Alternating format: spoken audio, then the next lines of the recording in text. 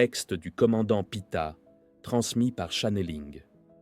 Pourquoi envisager une évolution? Enfant de Gaïa, je reviens vers vous avec un grand plaisir de vous retrouver. Néanmoins, je suis venu vous témoigner de mon suivi afin de faire évoluer les situations toutes différentes que vous engendrez par votre manque de discipline envers vous-même. Je vous vois apeuré parfois et fatigué de poursuivre souvent. Développons juste cette situation afin de la mettre au clair. Lorsque vous n'envisagez pas de vous améliorer, et quelles que soient les raisons de cette amélioration, c'est de peur de bouger de votre confort actuel, des fois que la situation future ne vous en donne pas. Alors, dans ce cas, et si cela se révélait vrai, pourquoi envisager une évolution à travers un changement? S'il ne vous donne pas entière satisfaction, pourquoi envisager le changement baptisé évolution? Comprenez-vous le paradoxe dans lequel vous vous trouvez?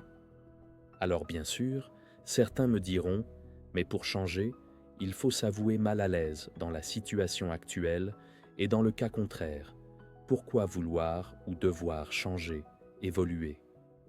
Eh bien, par principe de base, il n'y aurait pas de changement s'il n'y avait pas d'inconfort ou de prise de conscience qu'il y a mieux ailleurs.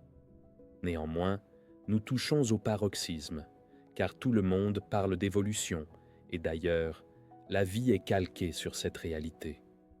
L'évolution est connue par toutes les espèces terrestres et ailleurs. Donc, vous en convenez, il y a une recherche perpétuelle à vivre, il y a un cycle évolutif à la portée de tout le monde et de toute vie. Simplement, l'humain et toutes les autres espèces doivent sentir le moment venu pour sauter le pas, et là déjà, vous faites appel à votre intelligence. Si cette dernière ne s'actionne pas, vous êtes foutu. L'évolution est l'amélioration intérieure de votre être, qui que vous soyez.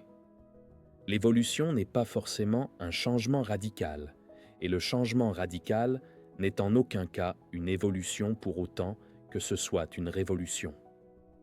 Admettez qu'être en pleine évolution vous a peur pour la simple raison que vous vous dirigez vers l'inconnu.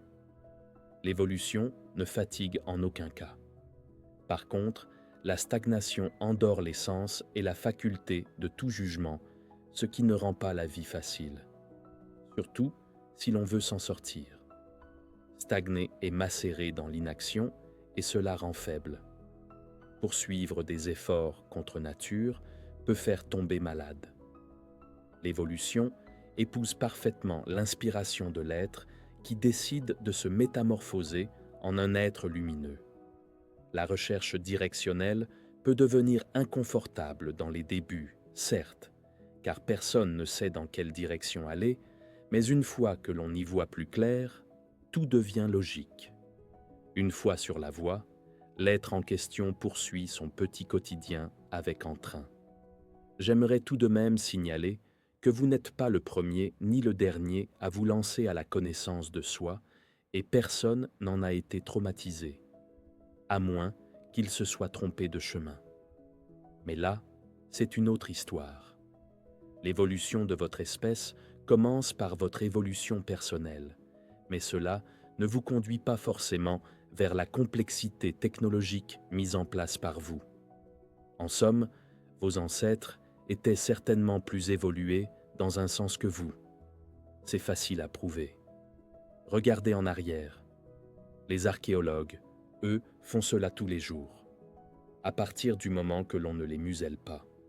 Mes amis de Gaïa, en tant que commandant et ami du commandant Sheran, que je remercie de cette opportunité, j'aimerais ajouter que de ralentir le mouvement ne ferait que vous plonger dans de futures vies encore plus complexes, dont les soucis seraient inextricables. Alors, facilitez-vous la vie, ou devrais-je dire, les vies, afin de rompre le cercle qui vous ramènerait enfin chez vous, parmi votre famille. Merci de votre écoute et à bientôt.